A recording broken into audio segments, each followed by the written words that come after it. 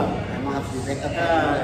Halo teman-teman semua, rekan-rekan PKB dimanapun berada siang hari ini, kami dari KFC Harapan Indah bersama Bung Domi dan Bung John kembali lagi dalam acara bincang-bincang di siang hari ini. Memang masih mereka yang istirahat, nggak apa-apa ya?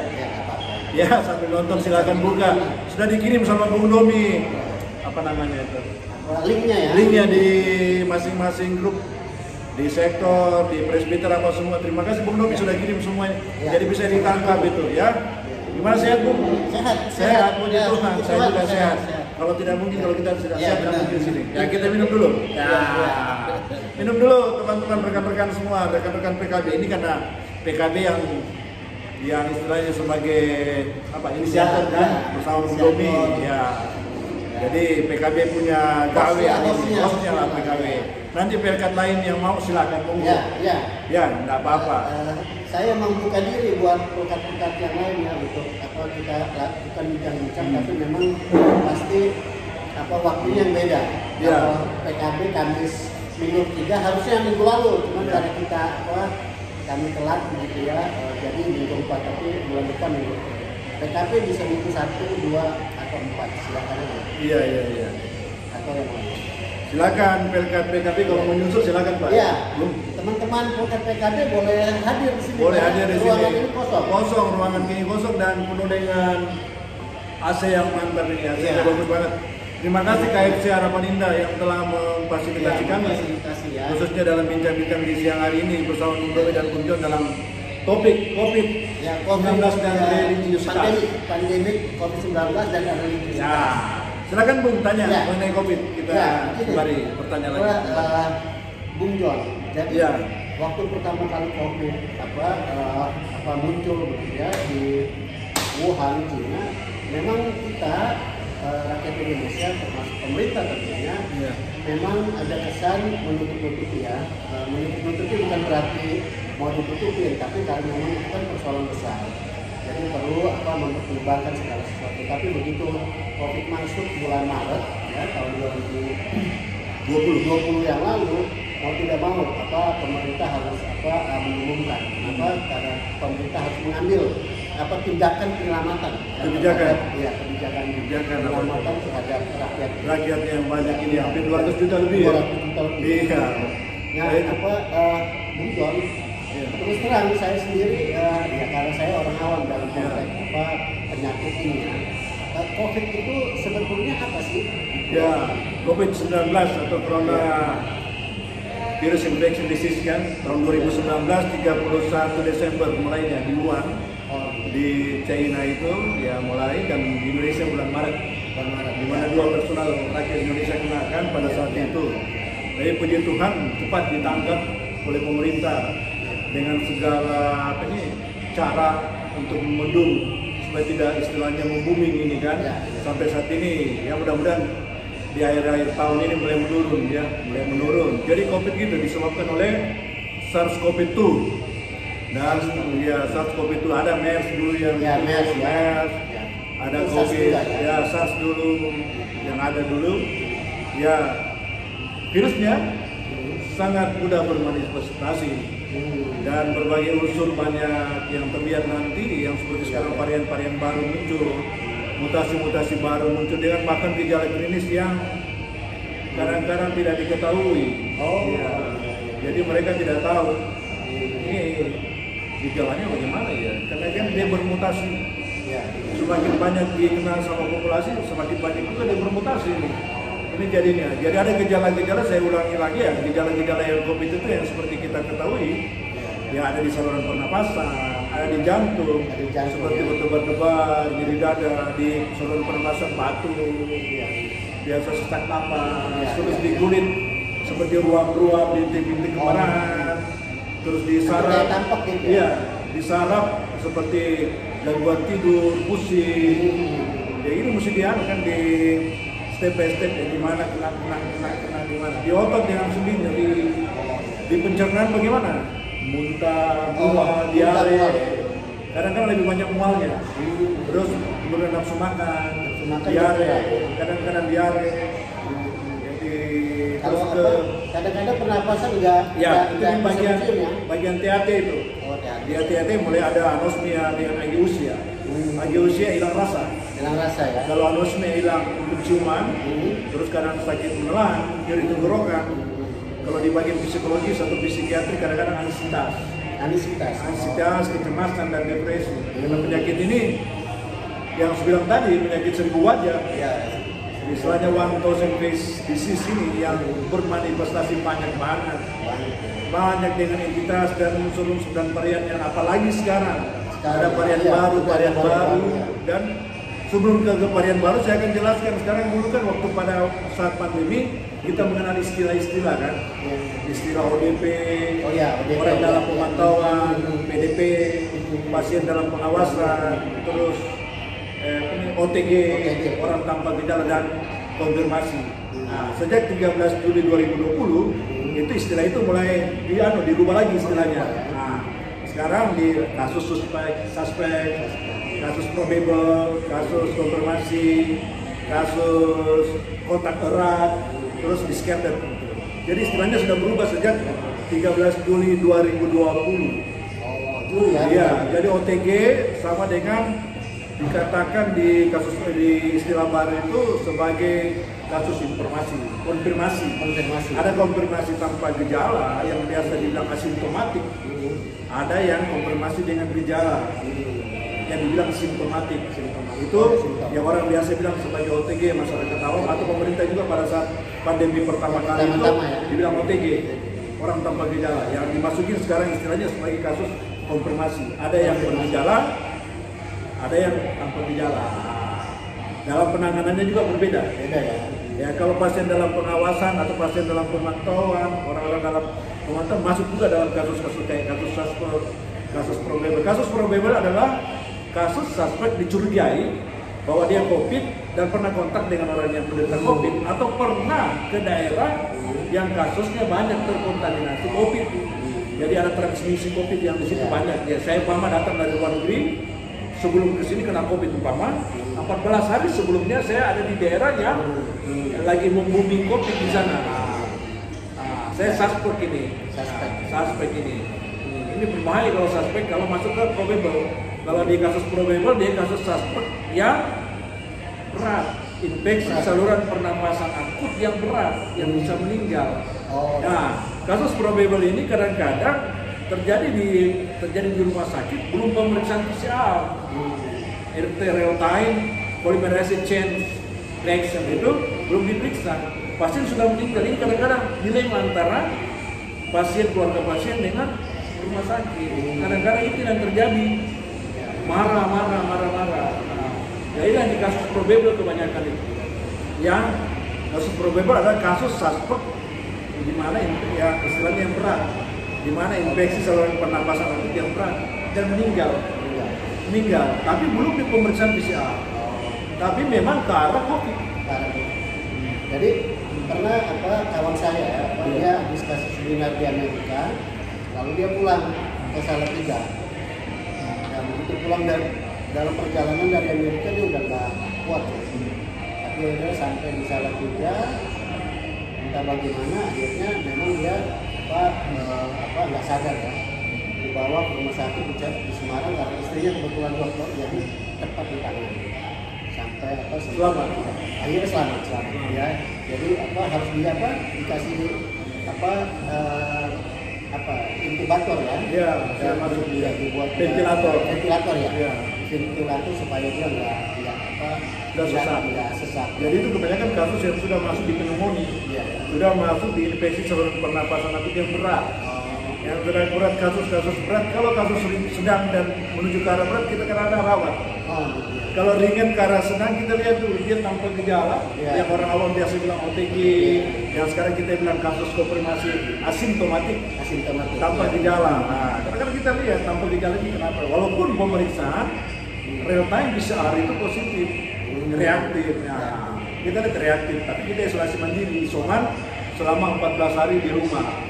Nah, tapi kalau pulang ya, pulang pulang tapi isoman dengan ada tahap-tahapnya lagi di rumah. Harus Ya, punya sendiri, ini sendiri, ada sendiri, supaya tidak terkontaminasi istilahnya keluarga yang ada di rumah. Jadi memang ya di mana ya penyakit ini bermutasi banyak dengan varian-varian yang baru, dan penanganannya memang yang sedang dan yang berat harus di rumah sakit, sedang dilihat lagi dia bergejala, rata-rata dia bergejala. Tapi kalau yang berat pasti di rumah sakit, pasti di rumah sakit. Apalagi diperberat dengan adanya komorbiditas, penyakit penyerta yang diderita oleh pasien tersebut. Itu yang memperberat. Itu yang memperberat. Ya, memperberat itu. Dan rata-rata pemeriksaan selain real time PCR di rumah sakit kadang-kadang pemeriksaan langsung CT scan. CT scan kadang-kadang kalau kasus yang sudah pneumonia berat, istilahnya sudah berat banget, itu gambarnya seperti GGO. GGO itu ground glass opacity. Jadi bentuknya seperti alas gelas yang buram itu di bawah. Jadi paru-parunya kita kayak buram gitu, gitu. Tidak ada lagi hitamnya. Itu sudah gawat kalau sudah putih semua. Iya, itu terapinya juga tuh. Ya iya, tergantung dari film pasti mahal, ada yang murah, ada itu tergantung lah. Kalau dia tidak punya komorbiditas bisa sembuh, ya 50-50. Dan kadang-kadang ya kita lihat aja lah pengalaman. Ya. Jadi memang COVID ini sebetulnya yang bikin semakin parah itu karena punya komorbiditas. Ya. Komorbid namanya, penyerta. Komorbid ya, penyerta ya. Kalau dia sehat-sehat kita lihat rasanya yang sudah pakai ventilator pun bisa sembuh ya. Saya kawan saya itu sembuh dia. Dia karena memang nggak ada penyakit penyerta. Nggak ada penyakit penyerta. Kalau dia cuma sedang-sedang, ya dia istirahat aja. Ya nanti di pemeriksaan PCR. Jadi bagaimana Kemenkes itu mengeluarkan kapan dikatakan sembuh? Ada kan kriteria dikatakan sembuh. Ada di Skepdet itu namanya 2 kali pemeriksaan PCR. Hari ini, besok lagi pemeriksaan negatif dulu, pulang. Atau dia sudah melakukan isolasi mandiri selama 14 hari. 14 hari melakukan isolasi mandiri atau sudah pemeriksaan PCR 2 kali negatif. Boleh pulang, dinyatakan sembuh itu. Nah, terus kalau ditanya, kok dia kena COVID lagi ya? Bisa. Ada sindrom pasca COVID, ada.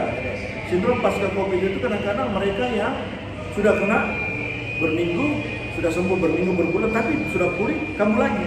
Bisa, itu namanya long COVID. Long COVID, jadi COVID yang berkepanjangan bisa. Ada kan rekan-rekan yang hamba Tuhan yang begitu kan? Sudah sembuh, kok bisa kamu? Bisa, namanya long COVID, jadi berkepanjangan karena sudah lebih dari 12 minggu.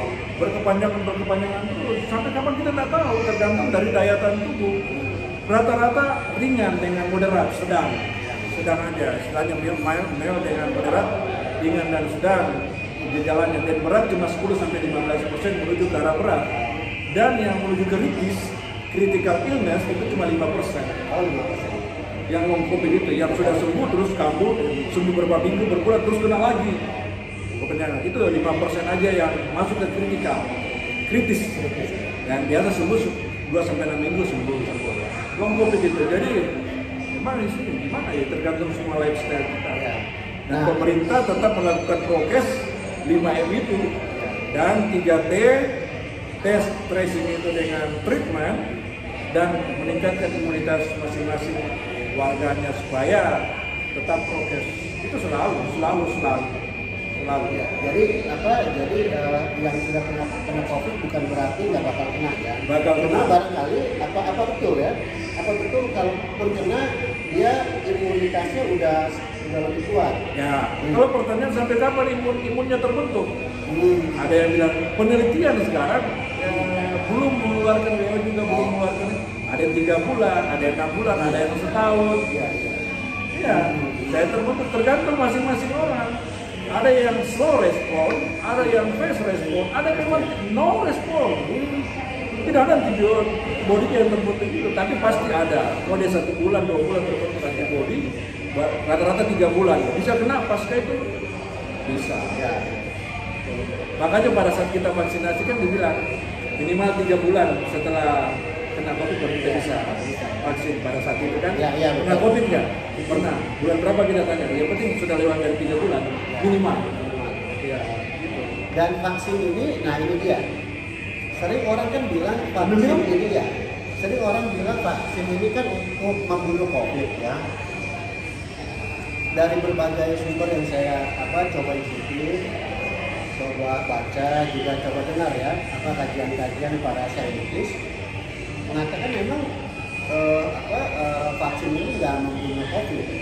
Ya hanya saja memang vaksin ini meningkatkan imun, ya meningkatkan imun sehingga dia bisa lebih kuat. Gitu. Sebab kalau untuk membunuh COVID sampai sekarang memang belum ada penelitian yang mengatakan COVID itu terbunuh. Sebagai contoh bahwa virus-virus yang tadi kita bicara itu virus-virus para peneliti baru bisa membunuh virus cacar, tapi virus-virus yang lain belum. Tapi memang akhirnya karena memang itu sudah menjadi bagian hidup ya, dan tubuh itu bisa punya daya imun sehingga virus-virus itu tidak mematikan. Gitu. Nah, vaksin ini katanya itu apa betul apa tidak? Ya, setelah kita melakukan vaksin ya, ini saya memang banyak ahli di bidangnya ini ya. Kita cuma membaca artikel, membaca buku ini. Yang jelas kita melakukan vaksinasi untuk proteksi diri. Nah, orang yang divaksin istilahnya belum tentu tidak kena COVID. Setidaknya kalau dia kena dia sudah divaksin, dia tidak sampai berat. COVID-nya tidak sampai berat, tidak sampai masuk di ICU, pasang ventilator, tidak ada sudah pasang oksigen. Setidaknya dia levelnya turun. Daripada orang yang tidak divaksin. Memang ini dia bermutasi balik dengan varian baru. Yang pertanyaannya apa mutasi dan varian baru itu vaksin itu bisa bunuh dia, istilahnya bisa mematikan dia. Itu masih tanda tanya.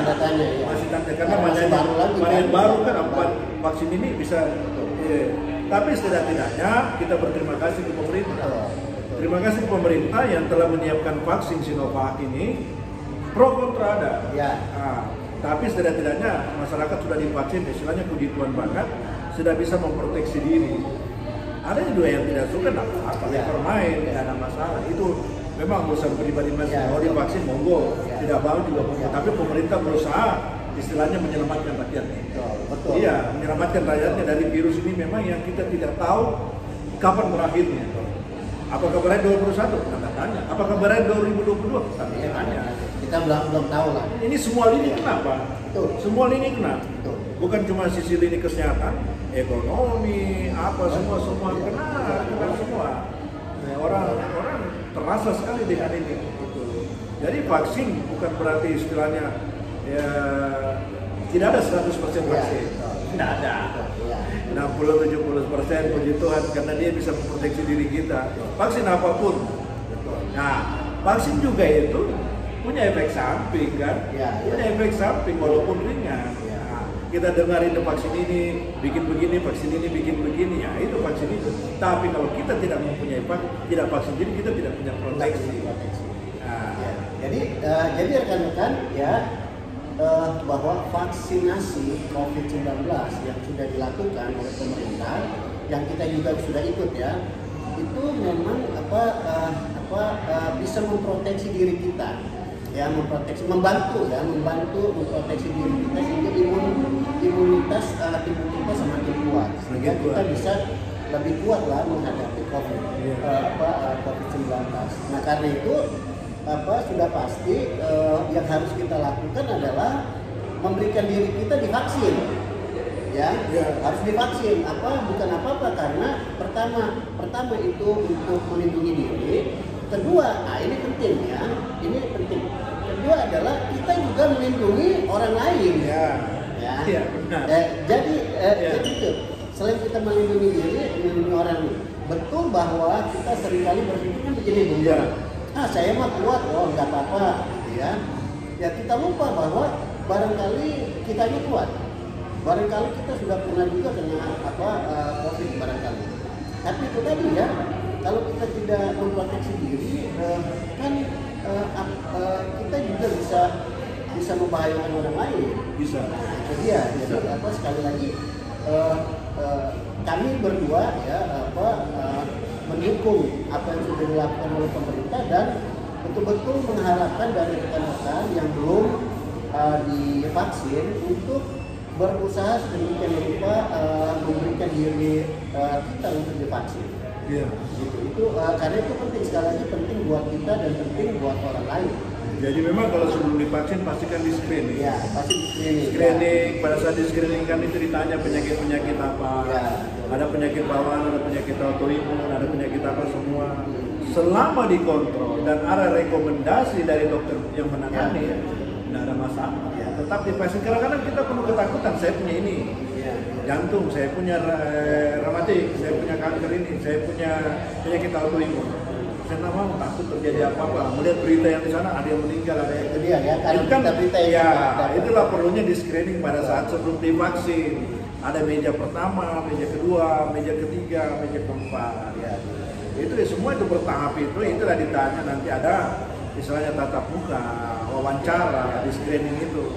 Nanti ya tentukan ya dokternya layak tidaknya. Iya. Bapak Ibu divaksin. Iya. Ya, jadi nggak usah perlu dengan ketakutan, datang dulu.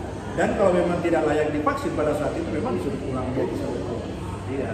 Ya, jadi rekan-rekan perlu kita tahu juga, barangkali ada yang belum tahu bahwa Bung John ini profesinya sebagai seorang dokter ya, dan Bung John ini juga menjadi tim vaksinasi GPIB ya, sehingga beliau punya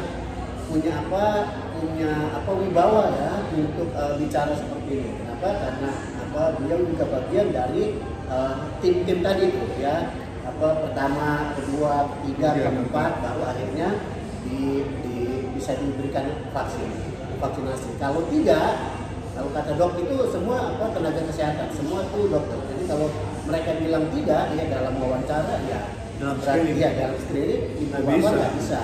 Kita mau paksain pun nggak bisa. Memohon.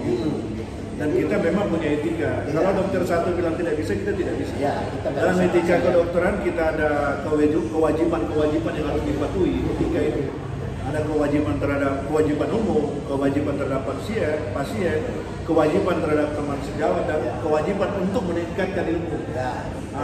Kewajiban terhadap teman sejawat, kalau teman sejawat sudah bilang tidak bisa, kita tidak bisa. Karena itu memang ada etikanya. Teman bilang ini tidak bisa. Tidak boleh kita tiba-tiba datang, saya langsung vaksin. Tidak bisa. Itu melanggar etika. Ada etikanya, etika disiplin itu tidak boleh. Jadi, karena kita menjadikan teman sejawat itu menjadi saudara kandung kita. Nah itu dia ya. Nah ini rekan-rekan pentingnya bahwa di dunia kedokteran itu punya etika, ya punya etika. Seperti tadi Bung John bilang, kalau satu bilang enggak, yang nggak bisa juga maksanya. Nah ini barangkali penting juga ya dalam relasi kita ya, relasi kita, bahwa kita perlu juga menghargai rekan-rekan kerja kita dimanapun. Dimanapun ya. Ya kalau sistem presbiter kan ada synodos. Iya, synodos. Synodos. Saling menghargai lah. Kita punya presbiter kan sistem pemerintahan yang di GBIB kan, ya kita pakai sistem pemerintahan istilahnya. Sistem presbiter yang sinodal itu.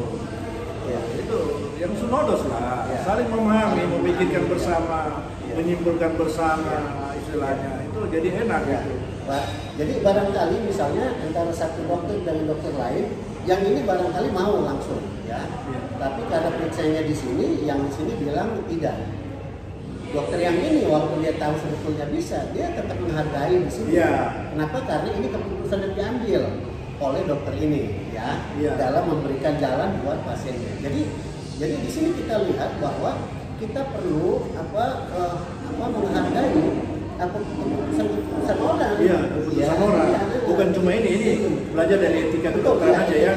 Jadikan yang pertama untuk sama-sama teman sejawat, jadikan mereka sebagai saudara kandung.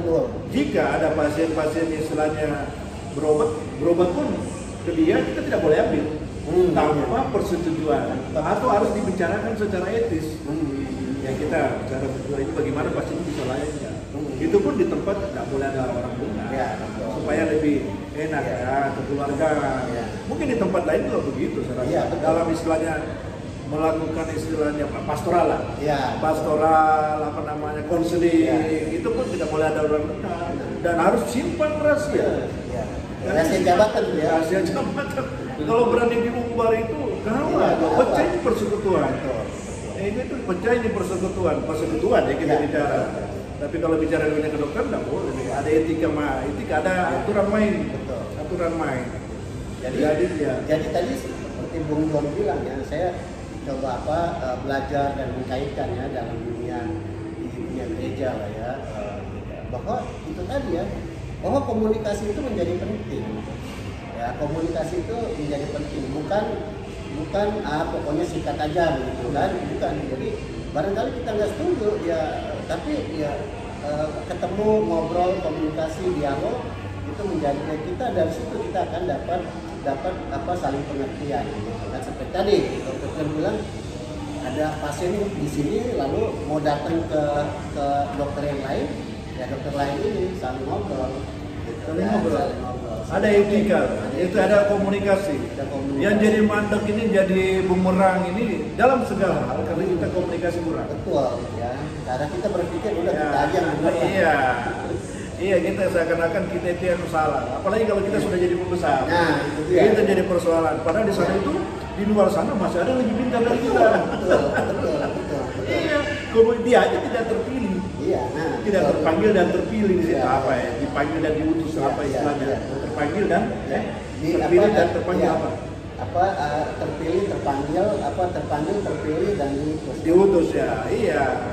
Dia memang belum memang kemungkinan saudara yang terpilih, saudara yang terpanggil. Jadi yang terpilih dan terpanggil itu jangan istilahnya bahasa Jawanya apa itu? Ya, judume ya? Ya, jangan mentang-mentang ya. Jadi sok-sokan lah ya. Iya, sok-sok. Kalau saya pakai istilahnya ya sok-sokan lah. Iya, itu. Bukan mau menyinggung, enggak menyinggung. Ini bicara komunikasi, komunikasi. Ya. Kalau orang bisa komunikasi pasti ada komunikasi terbuka dan tertutup ya. Iya. Oh iya, betul. Iya, ada komunikasi terbuka dan tertutup. Bagaimana caranya ini? Jadi kalau yang namanya komunikasi terbuka itu misalnya kita bisa bicarakan sesuatu yang barangkali tidak menjadi rahasia pribadi orang. Yang terbuka ini? Iya, itu ya. Tapi kalau yang tertutup itu misalnya rahasia pribadi orang ya. Lalu kita mau bicarakan, misalnya kita kalau di gereja ya, misalnya ada satu persoalan keluarga gitu ya. Ada satu persoalan keluarga kita tahu. Lalu kita bawa ini langsung ke sidang gitu kan, karena kita maunya kan langsung bawa aja ke sidang gitu. Nah ini kan soal pribadi ya, itu nggak mudah untuk dibicarakan di ruang publik ya, sekalipun itu dalam sidang. Kenapa? Karena seringkali dalam sidang itu misalnya kan belum tentu dia ini memegang rahasia jabatan. Iya kan? Iya. Kita bilang kita pegang belum tentu juga. Karena itu kalau saya misalnya kemarin waktu sidang saya katakan kalau ada rahasia pribadi saya nggak akan bawa ke dalam sidang, biarin aja, saya aja turun sendiri, gitu. Tapi saya tahu saya melakukan penggembalaan. Udah apa isinya ya udah. Kalau ditanya Pak ya sudahlah, nggak usah diomongin. Gitu. Kenapa? Karena itu tadi ya rahasia pribadi orang. Waduh, ini bahaya nih. Iya kan? Jadi di artis ya? Iya, kalau di artis memang sengaja nih. Ya udah naikin. Iya, udah naikin rating. Iya, persekutuan. Iya, persekutuan. Bisa pecah itu. Bisa pecah. Iya. Jadi sekali lagi untuk melihat segala sesuatu penting mempertimbangkan persoalan-persoalan yang memang nggak perlu dibicarakan dalam ruang publik. Jangan diumbar. Jangan diumbar. Tapi mudah-mudahan kita istilahnya persekutuan kita di rumah pendulum mudah-mudahan tidak diumbar ya. Tidak ya. Iya kita mudah-mudahan semoga kiranya. Ya paling tidak seperti dari dunia kedokteran ya, kita perlu pegang rahasia jabatan. Iya. Itu penting. Bahwa barangkali rahasia yang kita pegang ini orang yang kita benci misalnya ya sebagai rahasia jabatannya dia telan sendiri. Iya, nggak boleh, nggak bisa. Sambil diminum dulu. Iya. Minum, Mak. Ya. Oke, diminum dulu. Teman-teman, rekan-rekan minum makan ini. Silakan. Kami di saat ini bukan hanya berdua dengan Bung John, tapi juga ada Ibu Dolphin ya, yang selalu setia. Maklum lah karena Bu Dolphin ini kan istrinya Pak John, jadi setia. Wah, saya sendiri ya lihat mereka berdua, saya dalam hati wahnya orang seperti perangko nih, benar-benar ya gitu ya, selalu nempel sama kertas. Amin. Jadi ini menjadi pentingnya buat kita teladani. Ya, sambil ini makan. Ya, Bu Dolphin terima kasih ya sudah mendampingi Bung John nih. Iya, terima kasih. Ini kita makan ini. Teman-teman rekan-rekan PKB, di sini kalau datang ada kentang goreng, ada ayam, boleh memakan ayam ini. Apa nih? Fried chicken ya, namanya apa kayaknya. Nah, makan silakan teman-teman. Sambil kita ngobrol-ngobrol lagi, bukan istilahnya. Siapa tahu di rumah juga punya pisang goreng, monggo. Silakan. Biasa itu rekan-rekan PKB punya ubi goreng, monggo. Gitu. Silakan.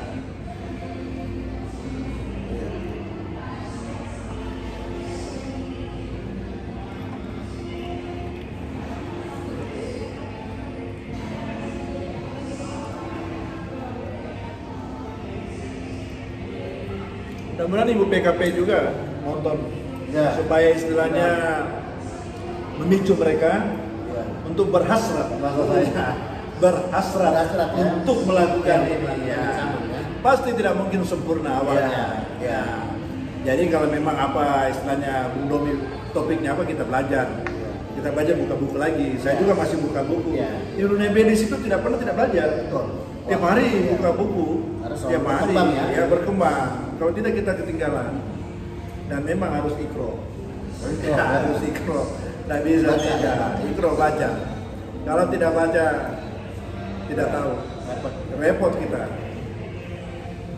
Itu yang seringkali bisa misunderstanding. Itu saya seringkali katakan begini. Kalau kita udah pokoknya, wah itu udah repot. Pokoknya begini.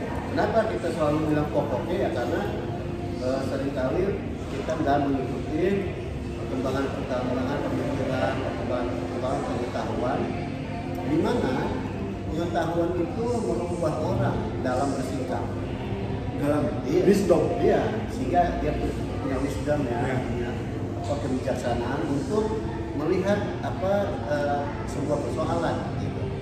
Bahwa misalnya saya tahun 2000 mengatakan A, gitu ya saya nggak setuju dengan satu pemikiran. Ya bisa jadi di tahun 2019, 2020 saya menyetujui pemikiran yang saya tolak itu. Kenapa? Karena ketika saya membaca, mau tidak mau berkembang. Yang dulu saya pikir itu nggak betul karena saya nggak tahu, karena saya salah, karena saya nggak tahu sehingga saya bilang nggak betul. Begitu lewat bacaan, oh ternyata benar ini pikiran ini. Gitu. Atau sebaliknya, ya, yang sekarang kita anggap benar karena apa? Karena benar kita anggap benar karena apa? Karena sudah biasa dilakukan, ya kan? Begitu lewat tinjauan yang baru, pikiran-pikiran baru, ya, perkembangan yang baru. Oh ini nggak benar sebenarnya, gitu ya. Gitu. Jadi sekali lagi pengetahuan itu selalu berkembang, karena itu kita perlu terus mencari dan menggali pengetahuan sehingga kita bersikap bijaksana ketika menghadapi sesuatu itu harus begitu. Karena itu dimanapun Bung John, saya selalu mendorong para presenter ya untuk memang punya waktu membaca. Punya waktu membaca, kalau enggak repot. Iya, repot. Saya pernah satu kali mendengar seorang penatua berkhotbah, ya. Wah, bagus sekali. Itu dia di jemaat Cisalak. Wah, bagus sekali. Udah satu kali saya lagi ke Gramedia cari buku, saya lihat ada dia. Dia serius baca. Lalu saya tegur dia, Pak, kabarnya pendeta. Udah ngobrol, saya bilang, nih, Bapak suka baca. Dia udah beli beberapa buku tuh. Ya udah, Bapak suka baca juga. Saya tanya, dia bilang, iyalah Pak Pendeta, kalau aku tak bisa baca, malulah aku diketahui oleh jemaat-jemaat yang pintar-pintar itu. Oh, amazing. Oh, dia wah, ini orang, dan dia itu seorang kapten kapal. Bayangin. Karena sebenarnya dalam soal waktu timing itu dia harus berangkat. Harus berangkat, tapi dia dia beli buku. Lalu saya pantesan ya orang apanya bagus ya, gitu kan? Kenapa? Kan kita tahu kalau orang yang punya pengetahuan biasanya lebih banyak linknya. Iya. Banyak linknya, banyak example-nya. Iya, bisa dicontohkan ini. Lari kemana dia? Nyambung. Iya. Wah, ini orang. Kalau dia tidak membaca, dia akan terfokus dengan itu aja. Iya. Dan itu akan membosankan. Ya. Akan membosankan. Maaf aja jemaat yang mendengar. Ya. Karena terputar. Dia tidak kembangkan. Harusnya dikembangkan kan? Ya. Menurut ilmunya dia lah. Ya. Ada referensinya, mungkin tidak keluar dari perikom yang akan dibaca, yang akan dibahas. Kadang-kadang ada yang dikeluarkan, tidak enak kan? Ini kan sudah GPB kan ada aturan main. Iya, ini. Ya. Makanya dibilang ada eksegesi dan eksegesi apa yang saya baca juga itu. Exe dan ese. Iya, exe apa dan ese itu. Bisa diterangkan aja Pak. Supaya namain ini. Eksegesi dan esegesi itu begini. Jadi satu teks ya. Dan namanya eksegesi itu kita mengeluarkan ya seluruh informasi yang ada di balik teks. Ya. Makanya dibilang eksegesi. Eksegesi itu mengeluarkan. Jadi teks itu bunyinya seperti itu belum tentu maksudnya seperti itu. Kenapa? Karena ada latar belakang yang mengitari sampai terjadi itu. Sampai terjadi. Ya. Gitu. Itu namanya eksegesi. Tapi kalau esegesi. Maaf. Ya, kalau esegesi itu berarti maaf teman-teman lagi loading ya.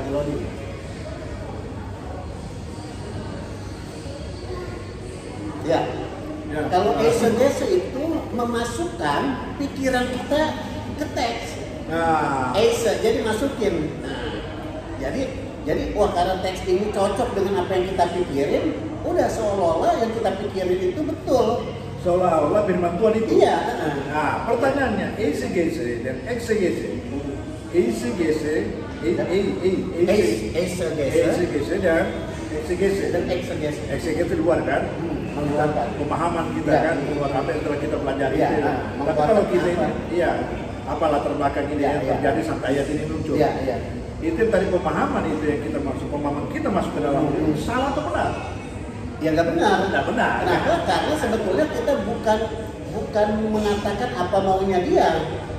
Iya. Tapi kita mengatakan maunya kita, lalu ini menjadi pembenaran. Nah, apakah dalam mencaplok ayat demi ayat supaya jemaat itu enak dengarnya, itu maksud esegesi?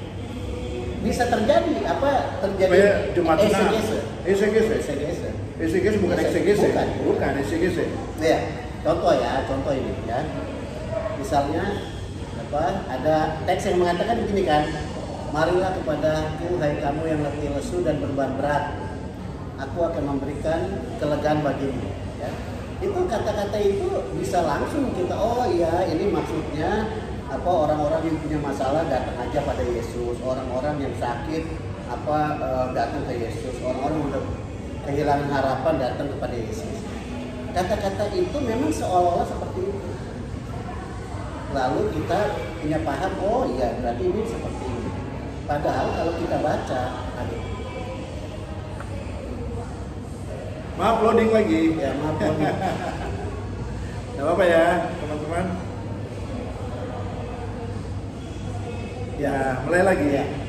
Padahal kalau kita baca ya kalimat itu marilah kamu kepada yang berat, ini kan orang-orang miskin orang-orang susah, orang-orang gelandangan, orang-orang timpang yang memang itu dianggap berdosa oleh para ahli Farisi, ya, ahli Taurat, orang-orang Farisi, sehingga orang-orang ini memang tidak bisa beribadah. Kenapa? Karena tidak bisa membawa apa-apa. Mereka nggak bisa beribadah. Kenapa? Karena mereka timpang. Mereka nggak bisa beribadah karena mereka miskin, nggak bisa beli apa burung ya untuk sembahyang. Mereka nggak bisa beribadah karena mereka memang dianggap berdosa. Ini terjadi di jemaat mana?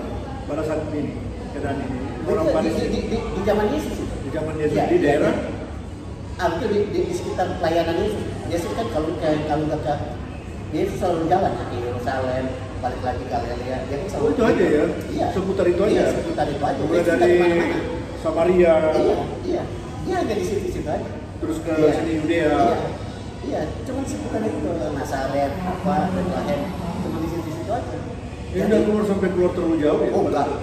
Jadi pada saat dia istilahnya Yesus from Nazaret, yang Nazaret ya dalam Ya karena dia dari Nazaret. Nazaret kan? Dari Nazaret. Nazaret, tapi dia sebenarnya dari desa yang terpencil namanya Iya, Galilea. iya, Galilea, iya. Yang istilahnya Ya, orang-orang bodoh budaya iya, ini iya. dasarnya ya Orang bodoh lah. orang yang berlatar belakang ya anu lah. Ya, pendidikannya kurang. Pendidikannya Ya. kurang. Nah, jadi orang-orang yang nggak bisa beribadah ini yang dibilang oleh Yesus, ya. Mari Iya, kepadaku. kamu kepadaku. Artinya apa? Aturan-aturan Taurat yang membelenggu mereka, yang membuat mereka tidak bisa beribadah diabaikan oleh Yesus. Udah, kamu nggak usah pikirin Taurat, kamu pikirin saya aja. Oh. Jadi ada kesamaan hak iya, ya. Iya, ada kesamaan hak. Jadi di sini sebetulnya dia ngomong, dia sebetulnya sedang apa mengkritisi Taurat. Iya. Bukan mengkritis, bukan mau kasih tahu orang-orang yang sakit datang ke saya, enggak. Jadi pemahaman begitu Jauh banget. Ya, pemahaman ini kan marilah kepadaku Yang letih lesu dan yang letih lesu dan beban berat, aku akan memberikan ketegangan kan. Pemahaman seperti begini sekarang ini kita seakan-akan katanya pada Yesus pasti sembuh. Iya, itu. Iya. Iya. Tuhan tolong saya supaya saya sembuh dari Iya. sakit penyakit ini. Pemahaman kan? Iya. Ini benar enggak? Ya itu tadi ya, itu pemahaman yang berpikir bahwa teks itu mengatakan seperti itu. Iya, teks itu ya. Iya, sehingga dia memasukkan pemahaman dia ke situ. Seolah teks itu di situ. Tapi sejarah itu terjadinya teks itu sebenarnya bukan begitu ya. Bukan begitu. Ya, sejarah terjadinya Tapi teks kalau itu. dipakai dalam konteks sekarang bagi yang sakit, bagi yang letih lesu, Ya barangkali Tidak ada masalah, ya ya? sebetulnya ya kalau ini aja sih ya untuk menguatkan ya nggak apa-apa gitu ya. untuk Nggak apa-apa. menguatkan. Ya, teman-teman untuk menguatkan. Tapi ingat bahwa sebetul-betulnya tes itu nggak ngomong itu. Itu yang dalam studi dibilang. Jadi kalau khotbah tuh jangan ngawur. Khotbah ngawur itu bisa kelihatan khotbah itu ngawur itu udah pasti tafsirannya ngawur. Misalnya saya khotbahin begitu misalnya, ayo udah datang pada Yesus karena Yesus akan memberikan datang pada Yesus akan memberikan kesempurnaan datang pada Yesus bahwa Yesus akan menyembuhkan kamu pasti apa? Kenapa? Karena kita mengatakan malah kepadaku yang itu sudah membeban berat, aku akan memberikan itu udah mau. Tapi konteks yang istilahnya di medsos banyak yang begitu. Oh iya makanya. Ya, supaya mencari banyak pengikut, banyak apalah segala-galanya. Makanya kan saya atau Bung John lihat ya dalam berkhotbah misalnya saya selalu mengangkat latar belakang dulu. Kalau dengan latar belakang baru ngomongin teks. Teks ini latar belakangnya ini sehingga begini jadinya. Sehingga relevansinya seperti ini gitu. Jadi bukan saya udah pemahaman saya lalu saya cari teks ini pas nih. Ya itu exegese. Itu exegese. Memasukkan. Teman-teman ini ilmu loh. Exegese dan exegese. Saya baca ini, walaupun saya bukan majelis, saya baca ini sudah itu hampir 10 tahun lalu. Oh iya, ya kalau sampai ngomong tahu exegese pasti karena saya 10 tahun baca itu. Jadi istilahnya artinya yang tadi exegese itu mencaplok ayat-ayat yang bisa menyenangkan jemaat. Yang sekarang ini banyak terjadi. Banyak, terlalu banyak. Sehingga jemaat itu enak ya. Enaklah firmannya ya, enaklah. Ayatnya menyentuh saya. Iya. Dihubung-hubungkan lah dari saat ini dihubungkan di sini, hubungkan ini. Ya, seakan-akan pikiran dia masuk ke dalam itu. bukan pikiran Tuhan. Iya, makanya kami ada istilahnya ya, jangan ayatiah, harusnya alkitabiah. Yang maksudnya alkitabiah itu melihat ayat dalam seluruh konteks penulisan. Sehingga Tapi bisa selama ini kan memang bersenang dengan istilahnya ayat ini. Wah, Iya, senang sekali. iya. Istilahnya pendetanya melayat firman, enak loh. Ada ayat menyentuh saya loh. Seperti kata tadi, marilah Iya. kepada aku semua yang letih lesu dan beban berat. Iya. Aku akan berikan engkau kebahagiaan. Iya. Dia pulang, oh tua lega banget. Jadi bagus banget saya lagi. Iya. Ada susah dia kok dia tahu gitu. Iya, iya. Ya memang itu membuat dia senang sih nggak apa-apa ya, tapi kan gini ya, kita pendeta kan dia punya tanggung jawab intelektual. Iya. Ya dia punya tanggung intelektual yang harus dia katakan bahwa ya memang harusnya begini, relevansinya seperti ini. Jadi kalau mau ngomong penghibur seperti itu harus cari ayat yang lain yang memang tujuannya seperti itu. Jangan pakai ayat ini gitu loh. Iya, sambil diminum sudah terlalu berat. Terlalu berat teman-teman itu. Eksegese, silakan aja pemahaman itu. Tapi yang penting konteks itu jangan bawa pemikiran kita masuk di sini. Harus Alkitabiah. Sambil makan. Ya, karena itu ya, Bung Don di GPIB kan orang mohonnya kan nggak boleh sembarangan, kan dipersiapin dulu. Betul. Ya, kan? Ini yang menurut kacamata saya. Ya. Saya bukan majelis. Saya bukan presbiter juga. Tapi ini menurut kacamata selama ini kan walaupun kita persiapan mungkin ada pembacaan dari mungkin perjanjian lama, susah sekali. Akhirnya dibantu dengan sabda bina apa namanya? Krida ya? Apa Ya. namanya? SGK, semua kadang-kadang juga tidak masuk dengan istilahnya kadang-kadang sudah upaya tidak masuk karena sakit itu bagaimana mencari solusinya? Iya. Selain Iya, berdoa iya, selain iya. berdoa lah. Karena itu memang dalam persiapan diusahakan sedemikian dulu. Kalau saya ya setahu saya ya, orang bisa jadi bilang bapak persiapan aja berat misalnya, padahal menurut saya enggak. Tapi bisa juga ya memang persiapannya ringan, bisa aja kan, karena kita nggak tahu. Tapi memang saya berusaha membuat menjadi lebih ringan, sehingga nanti nanti dikembalikan. Kalau yang penting kan semangatnya udah dapat. Ya. Semangat waktu saya memberikan persiapan, semangat dari teks itu sebetulnya ini, ya kan? Nah kalau udah dapat ini, kan sebetulnya bisa dia untuk mendalami semangat ini, lalu mencari referensi-referensi. Nah referensi-referensi ini kan sekarang ini mudah dicari.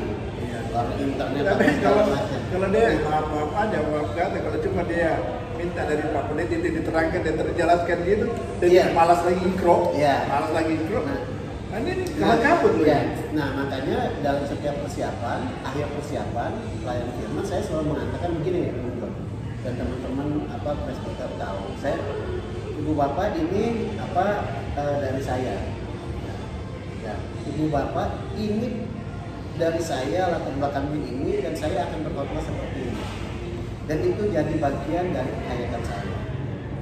Karena itu ibu bapak harus diulang, pakai ini, cari referensi, dan harus menjadi bagian hidup ibu bapak.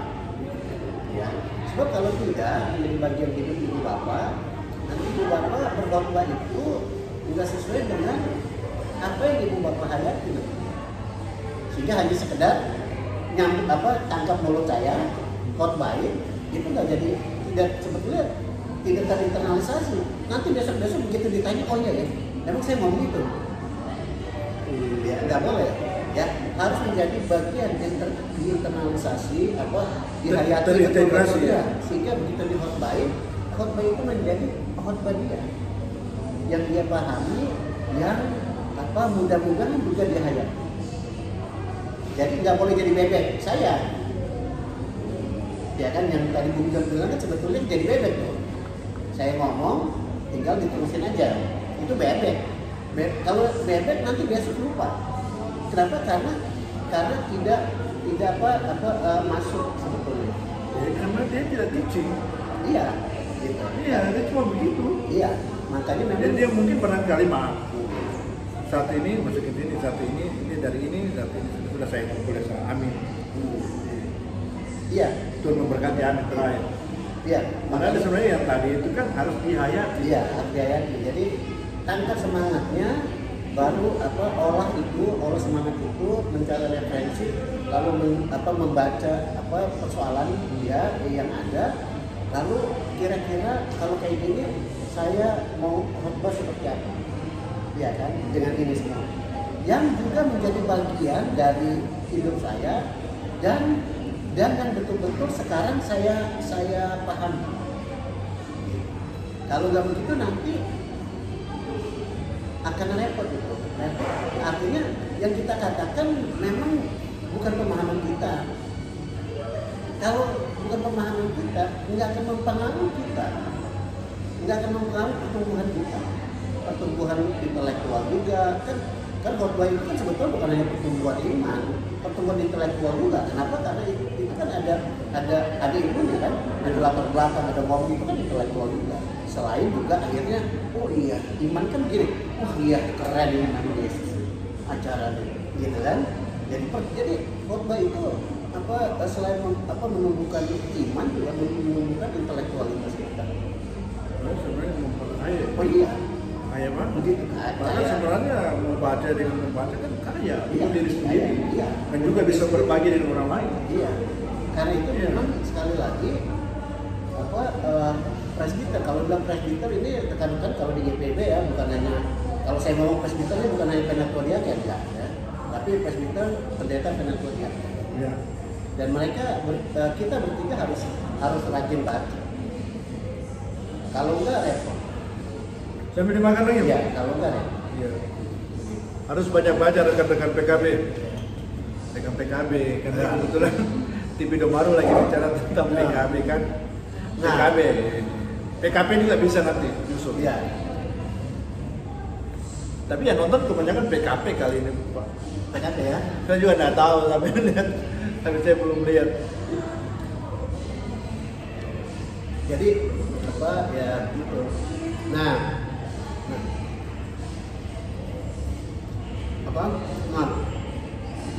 seperti yang kemarin kita bicara ya. Jadi COVID ini ya, kita ini kan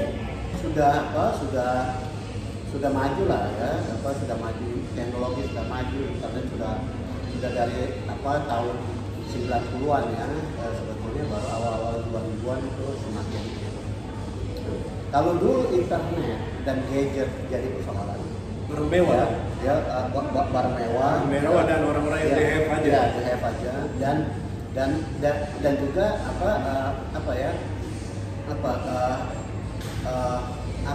bisa juga jadi persoalan gitu ya. Tapi kan sekarang ya dengan COVID ini kita melihat memang nggak bisa kalau begini. Ya harus. Iya. Jadi nggak, kenapa? Karena COVID akhirnya kita di rumah, gitu ya.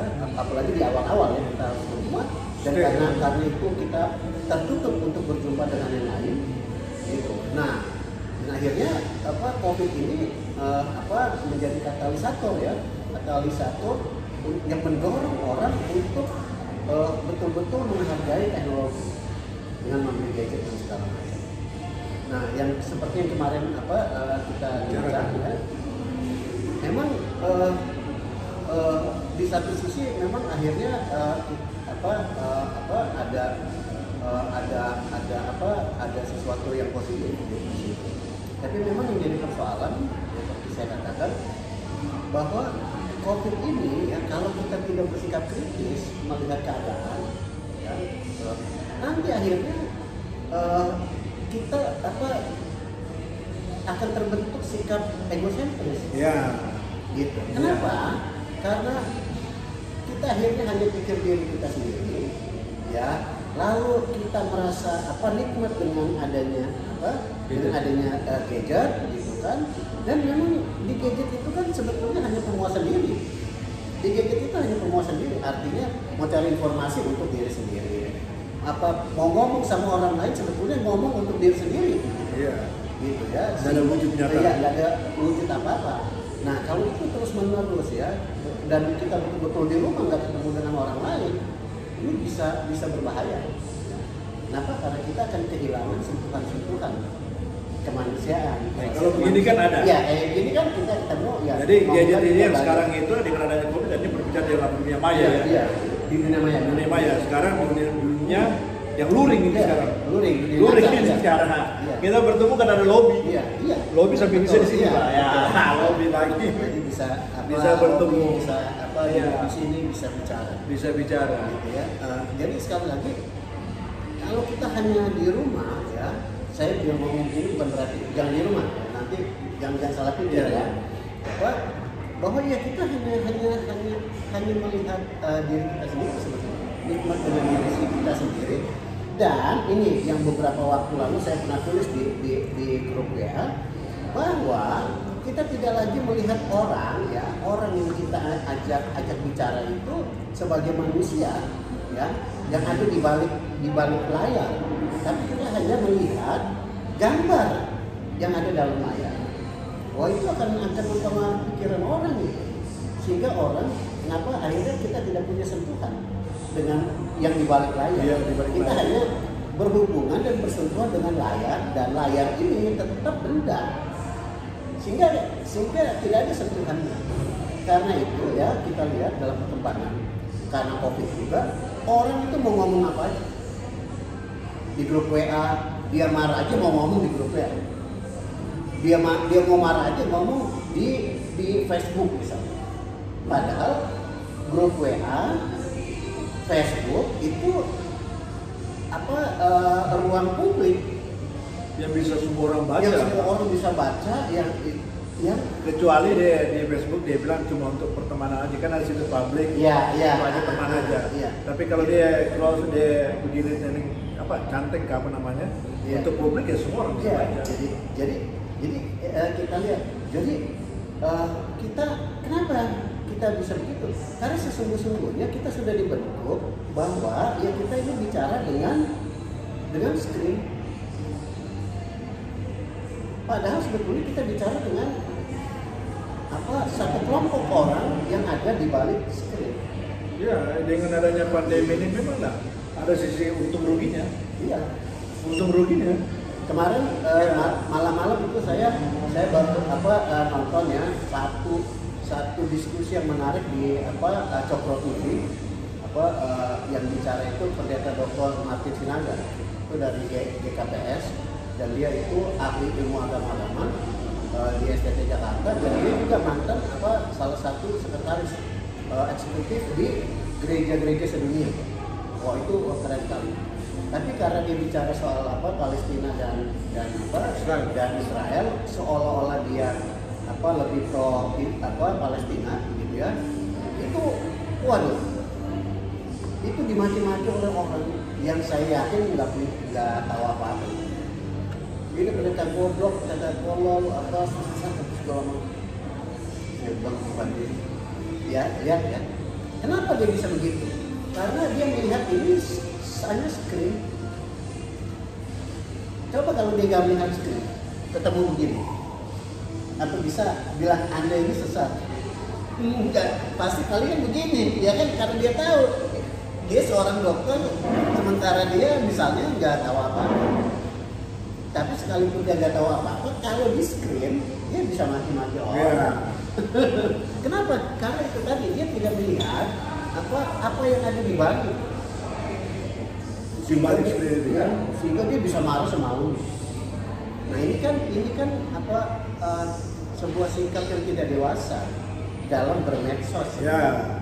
Jadi mesti santun. Iya, santun, tata krama. Iya, gitu. Makanya di medsos itu kita boleh marah, misalnya kita jengkel sama apa gitu ya. Tapi kita nggak bisa ngomong di ruang publik seperti itu. Itu ruang publik, bukan ruang privasi kita. Enggak. Itu bukan nggak sopan aja, itu nggak ada etikanya. Ya, nggak ada etikanya. Mudah-mudahan tidak terjadi Jumat Mendung ya. Ya, mudah-mudahan enggak ya. Mudah-mudahan enggak terjadi. Tapi yang saya mau katakan bahwa kita harus sadar itu. Ya, kita harus sadar itu. Ada etika dalam bermedsos. Iya, dan jadi kalau orang publik ya udah ngomongin hal-hal yang publik. Publik aja. Apa yang mau dibahas ya. gitu, misalnya apa informasi ini apa atau bercanda-bercanda yang memang sifatnya publik. Misalnya dalam satu grup misalnya ada berbagai orang, berbagai agama ya, misalnya apa ya ada 100 orang yang Kristen 5, Hindu 7, Hindu 1, lalu yang lain misalnya Muslim. Lalu nanti misalnya berkomunikasi lalu share doa-doa gitu ya, dan isinya misalnya hanya untuk orang Kristen saja. Semoga Tuhan memberkati orang-orang Kristen misalnya. Itu kan nggak etis.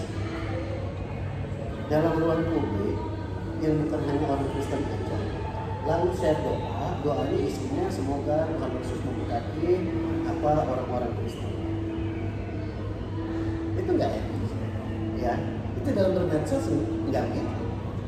Kalau mau share ya, misalnya semoga Tuhan memberkati kita semua. Amin. Ya kan? Semua itu. Jangan. Memang yang lain ini bukan orang. Memang yang lain ini nggak ada. Penempatan kata-kata lagi. Iya, makanya kan ketika kita di ruang publik kita harus hati-hati. Iya, kita nggak bisa ngomong untuk kelompok kita, nggak bisa. Harus hati-hati. Iya, kita harus ngomong semua. Iya. Kenapa? Karena itu ruang publik. Jadi nggak bisa. Ya. Nah, jadi COVID ini ya selain membuat kita semakin mau mempergunakan teknologi ya, lewat COVID ini memang kita perlu sebetulnya diajar untuk lebih bijaksana belajar untuk menempatkan diri kita di tengah-tengah orang lain, baik perkataan kita atau apa. Tutur kata kita. Iya. Makan dulu. Iya. Makan dulu minum. Ini di tempat ini bapak-bapak PKB enak banget, dingin. Iya, dingin. Ini saya sampai pergi sweater. Udomi masih kuat aja. Sweater dah kemarin ini pas di atas kepala kita ini. Enak ini jadi dingin, jadi handphone juga nggak panas ini. Ya. Sudah hampir sejam lebih. Sejam ya? Iya, sejam lebih. Kita ini. Sambil dimakan. Ya. Teman-teman maaf ya. Yang mau kesini silakan kita makan. Ini ada chicken, ini ada potatoes, enak ini, ada burger, banyak. Bisa datang. Masih ada waktu beberapa setengah jam lagi. Ya, setengah jam lagi. Kita mau on the way lagi. Ya. Ada acara untuk Tuhan. Iya.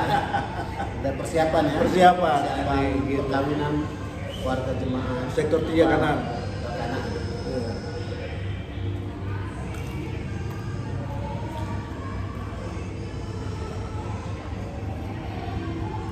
Teman-teman kalau misalnya punya ide, ada usul bisa tulis di live chat ya. Silakan kritik kami akan mungkin tidak sempurna ya. Mungkin ada kata-kata mungkin ada kata-kata kami kurang berkenan, silakan aja nama. Kami akan memperbaiki diri. Tidak arti marah, marah itu salah ya. Salah itu dikritik malah begini. Iya, bagus banget. Masukan yang bagus itu kita akan terima. Ini membangun. Mau masukannya jelek juga, mau masukannya istilahnya rasanya di hati pun tidak apa-apa. Silakan aja. Karena kita menjadi pembelajaran bagi kita. Semoga kedepannya lebih baik. Kita ini puji Tuhan aja dapat ruangan ini enak ini, dikasih fasilitas gini, puji Tuhan banget. Saya akan mencari tempat yang lebih enak lagi dari ini. Kayaknya nggak ada lagi. Belum ada lagi dapat ruangan yang istilahnya berapa kali berapa, 4 kali 12 kali 4 kali 15 ini ruangan. Kami cuma berdua, bertiga ini belum. Hanya bertiga kan? Iya, tidak ada orang lain. Dan ruangan ini khusus untuk kita kali ya. Iya. Itu untuk kita kali. Kita udah minta izin. Yang pentingnya lobby. Pentingnya nyuruh sewu. Punten gitu. Komunikasi. Diawali dari komunikasi. Komunikasi terbuka. Iya. Yang positif. Iya. Sebab kalau karena kita mentang-mentang beli lalu kita mau seenaknya ya boleh kan? Karena ini kan rumah orang. Puji Tuhan kita dikasih. Semoga di bulan depan kita dapat lagi tempat yang bagus. Kalau tidak kita ke sini lagi. Ke sini lagi. Makanannya juga enak. Cukup lah untuk perut kita begini kan. Kenyang nih. Nanti lanjut mungkin di warung kan. Buka ya. Biasanya sih buka ya. Kalau hari Jumat kan biasanya buka dia. Tapi memang kan biasanya sore. Ya kan? Ada pisang gorengnya ya. Iya, kan acara malam pisang goreng lagi, Pak. PKB lah. Itu karena ini memang ininya Gawenya pegawai. PKB. Silakan. Nah. Banyak sebenarnya PKB dengan berlatar belakang berlatar belakang pendidikan itu banyak. Iya. Yang berbeda-beda dengan multidisiplin ilmu banyak. Ya. Cuma bagaimana menyalurkan ini? Silakan aja. Iya. Ya, terbuka di sini, siapapun bisa duduk di sini. Ya, apapun dibincang-bincang Bung Domi bisa, silakan aja. Kalau kita tidak pernah istilahnya luring sekali-sekali, ya, duduk bersama pasti kita tidak kenal. Ya, istilahnya kita kenalan lah. Sama Bung Domi juga mungkin ada yang belum kenal bapak-bapak, ya. Semua. Ya. Lalu kita kenalan dari jauh aja kan? Jauh aja. Iya. Jadi kalau kita ngobrol-ngobrol, kita tahu. Tidak semua sektor Bung Domi sudah kenal. Ya. Masih banyak bapak-bapak itu mungkin barangkali di rumah karena pandemi, belum keluar Pak. Semoga dengan acara ini mereka nonton. Ya. Gitu. Memang kan tujuannya bahwa lewat acara ini bisa menjangkau semua orang. Dan sekali lagi memang jangan sampai kita juga akhirnya menutup diri juga ya, bahwa kita perlu juga keluar. Nah, cuman dalam keluar itu kita perlu ada prokes ya. Yang perlu dipatuhi. Tapi kalau kita nggak keluar sama sekali, ya itu bisa membunuh diri juga. Ya. Seperti contoh ya, contoh perkembangan di dunia pendidikan sekarang. Ya, untuk anak-anak SD, SMP, SMA. Itu Nadiem Makarim mengatakan apa? Itu kita akan kehilangan menteri yang menurut saya cerdas dan sangat inovatif. Dia katakan apa? Kita akan kehilangan satu generasi orang-orang terbaik kita karena COVID ini. Karena itu memang sedang diusahakan ya bagaimana caranya supaya ada sekolah-sekolah yang sifatnya luring. Seperti itu tadi, kalau memang begini terus, kualitas pendidikan untuk generasi anak-anak kita yang masih SD SMP itu dipertanyakan. Jadi sekali lagi ya memang itu berarti kan kita kenapa akan hancur ya? Karena nggak ada sentuhan kemanusiaan, orang hanya di screen. Itu nggak ada relasi sama sekali. Dan itu memang berbahaya ke depannya.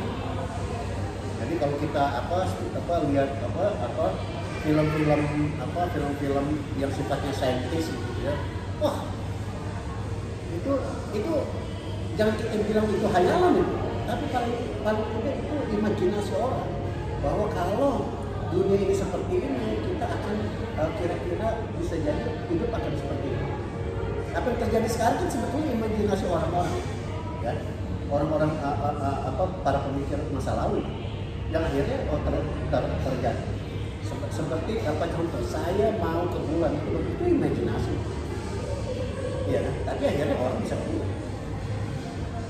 Jadi kita ya kalau kita biasa nonton, saya nggak biasa nonton, karena nggak punya duit untuk nonton, ya.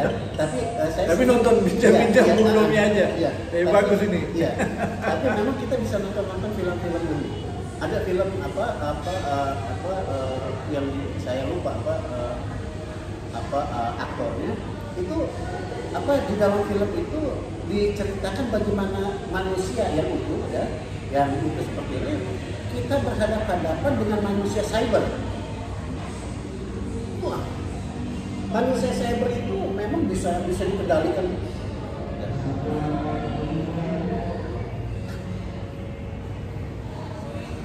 Ya, manusia cyber itu memang bisa dikendalikan, ya, bisa dikendalikan. Mudah sekali. Suruh A, langsung A, B, tangkap, gitu kan. Tapi manusia cyber ini ya karena dia berupa cyber dan robot, ya, dan dia nggak punya perasaan. Iya. Dia nggak punya perasaan. Akhirnya ya dia tangkap, dia adilinnya ya sesuai dengan perintah. Iya. Gitu. Kalau manusia kan ya betul-betul manusia, dia tangkap ya nggak seperti itu, tetap dia diperlakukan sebagai manusia. Nah, kita akan berhadapan dalam film itu, kita akan hidup seperti itu dan kita akan berkelahi terus kalau sampai kayak gitu. Kenapa? Karena etika kemanusiaannya nggak ada pada saat itu. Keren gitu. Jadi, nah itu tadi ya saya mau. Nah ini sekedar dan itu kan mempengaruhi religiositas, perilaku hidup beragama kita. Kita akan melihat orang lain juga bisa lain juga. Jadi sekali lagi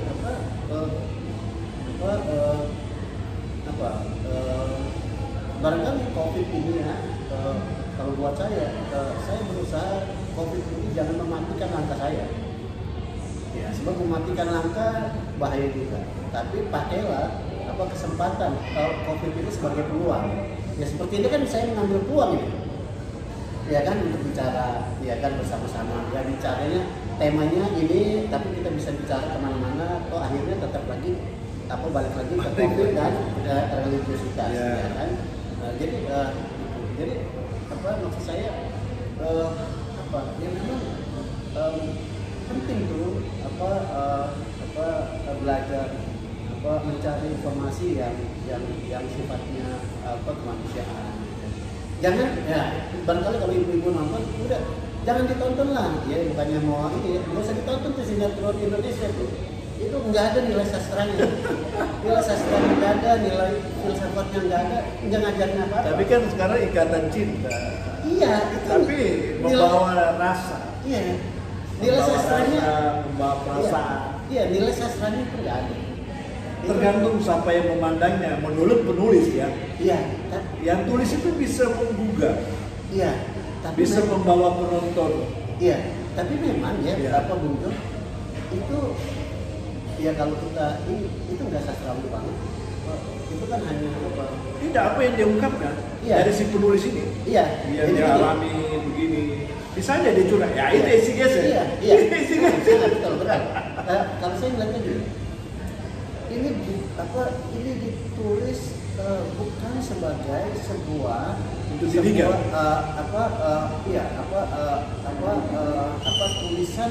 yang memang dalam sekali. Ya, kalau sastra itu kan dalam. Enggak ini. Kalau ini kan sekedar mengejar tayang. Ya. Nah, jadi nilainya cuma kan aduh kasihan sampai ini, ini kok nggak terbuka. Jadi nilai sastranya nggak ada, hanya sekedar nilai hiburan yang menggugah-gugah perasaan.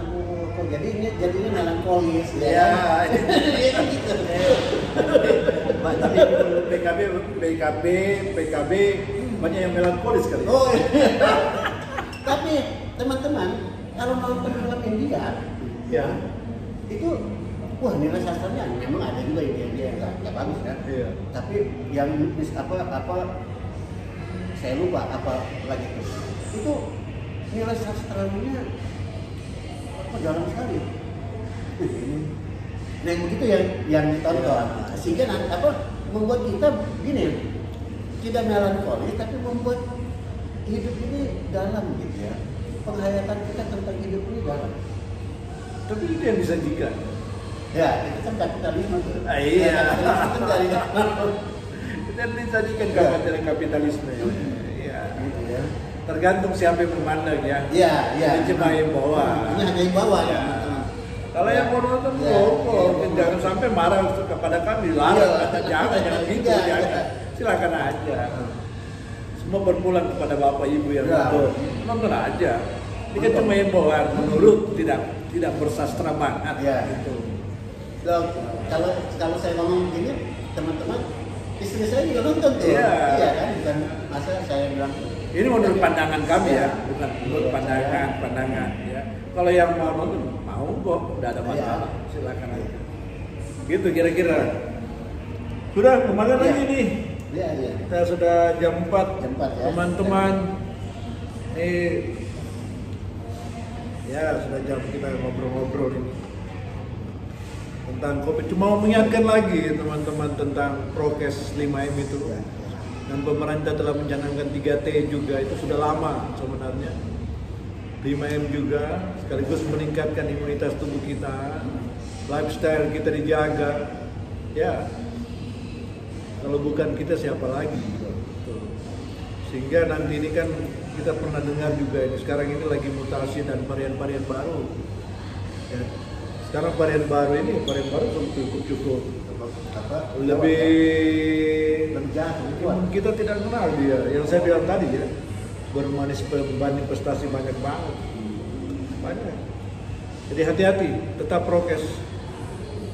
Kalau diterangkan banyak lagi yang varian-varian baru 117, 1351, 1617, P1 dari Brasil, banyak. Ini kemarin dengan berita lagi di Cilacap itu yang varian 1617. 7 itu varian dari India.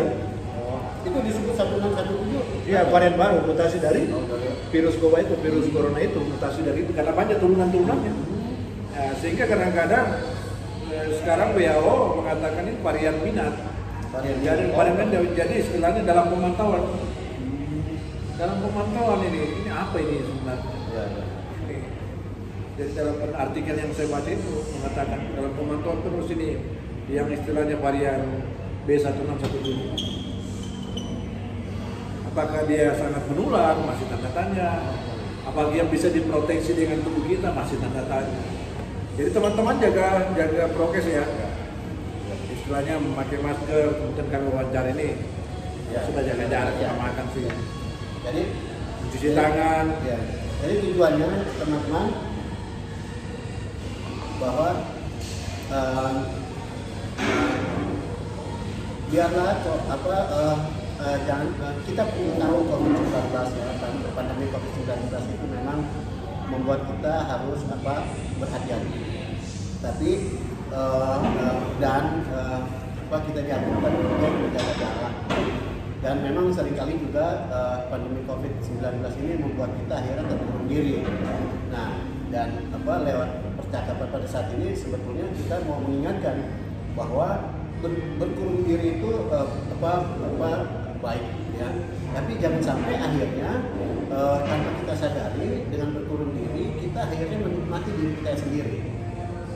Ya, dan akhirnya kita hanya mampu bicara dengan benda, dengan gadget, dan akhirnya kita kehilangan sentuhan kemanusiaan. Amin.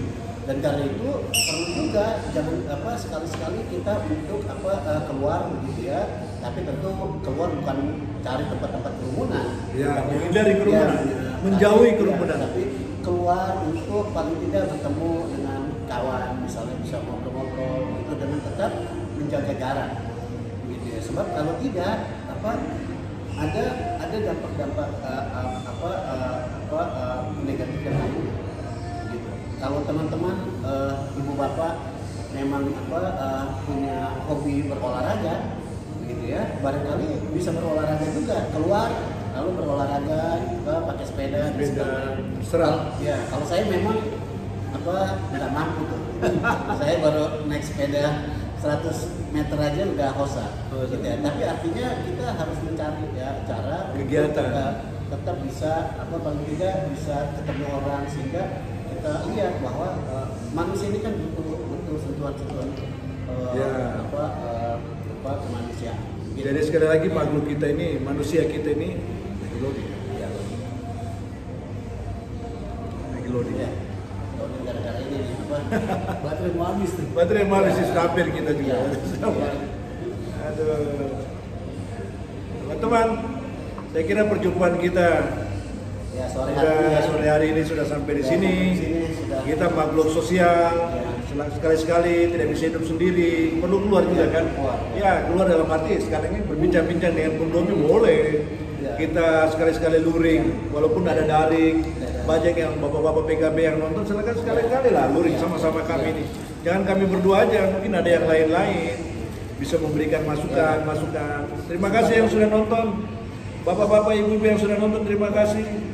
Sampai ketemu di 3 minggu akan datang. Ya, Tuhan memberkati kita semuanya. Oke. Dah.